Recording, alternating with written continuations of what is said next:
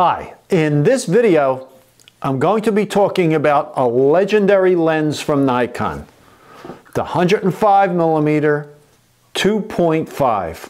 This was one of the lenses introduced when the Nikon F was introduced in the spring of 1959. It's a fantastic lens, has a great reputation. In fact, I have never heard or read anything negative about this lens. So let me just quickly go over the specs, and we're going to see some pictures, and I'm also going to talk about a replacement for this lens that came out in 1971. So as I said, it's a 105mm lens. It focuses down to just under 4 feet. It has full click stops from 2.5. Actually, it goes from 2.5 to 2.8, and then it's full click stops from f4 on. It has very smooth focus. It's all metal construction. It's 5 elements in 3 groups. It has 6 aperture blades. It weighs 370 grams or 13 ounces. It takes 52mm filters like many of Nikon's f-mount lenses do. When purchased new, and this holds true for Nikkor lenses purchased at least until the early 70s, because I bought some new in the early 70s, and they all came, I'll show you here, in this bubble. Didn't come with a rear lens cap, but they did come in this bubble. Okay? And then of course in the box. But they also of course came with a lens cap and the telephoto lenses. I believe the lenses from 85mm up came with the lens shade. And this is a snap-on lens shade for the 105. The same shade also fits the 135 3.5.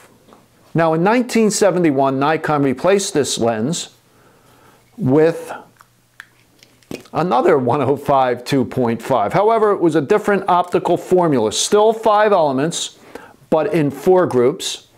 Instead of 6 aperture blades, it had 7. It weighs 2 ounces more, so it weighs about 15 ounces or 435 grams. And it focuses a little closer. It focuses to just under 3.5 feet. Now, I remember at the time I had first got into Nikon photography in late 1972. I bought this lens in 73, right before they went to multi-coating. In 73, this lens became multi-coated. I remember reading a test report in Modern Photography, and they just praised this lens, calling it better than the older lens.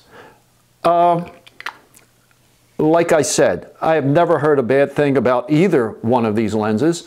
And if you read reviews online, listen to what people say. Some people like the original version. Some people like the later version. Some people prefer the multi-coated version, which came out, like I said, in 73, and then there were some later versions. But today we're mainly going to talk about this version. So how do you tell the early version, the one that came out in 59, from the newer version that came out in 1971? Well, the older version has a chrome barrel. Part of the barrel is chrome, as you can see. Here, let me just turn this to the closest focus distance. Okay, so you could see the older version is chrome, the newer version is black. But there's another way to tell, another easy way to tell the difference, and that is in the rear elements. Okay, the newer version has a much larger rear element than the older version. The chrome version was never original AI. They needed to be modified either by Nikon or a third party to use on the AI cameras, which came out in 77. This lens has such a great reputation. These lenses were used for portraits all over the world. I never owned this version until a few years ago, and I was fortunate to find one in mint condition. When I tell you this lens looks like it was never used. It came in the box with the bubble, with the lens hood. I mean, you know, the lens cap that says Nikkor, later on Nikon lens caps said Nikon on them, but this is a Nikkor lens cap. Not a big deal, but it's nice owning an original lens like this, the lens that really made Nikon's reputation. It was one of the things that really made Nikon's reputation, along with the Nikon F camera. This was probably the best lens Nikon produced for many years, at least throughout the early 60s. And it's just a great portrait lens. It's good for anything in short telephoto work.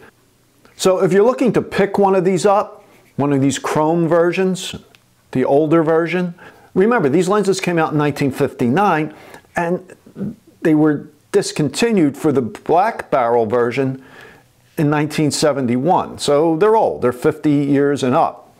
But if you could find a good one, I mean, they just produce wonderful results. And like I said, some people prefer the look of this lens. Some people prefer the look of the newer version. I own the newer version, which I got in 1973, like I said earlier, before they went multi-coated. I used that lens for years. I can't tell you how many headshots and portraits I used. When I first got it, I was just an amateur photographer. I then started working for a weekly newspaper, and we would do a lot of headshots. Politicians who would come in for interviews. We had something called the Student of the Month. I mean, there was just a lot of headshots I did, and then I did some other work for some companies where I would do headshots. At that time, I didn't own any studio lights. I would just bounce, and these were all black and white, almost all black and white. And I would just put a bracket on the camera and bounce a flash off the ceiling, and guess what? It worked out great. I'd shoot it at 5.6, but it's fine, even wide open.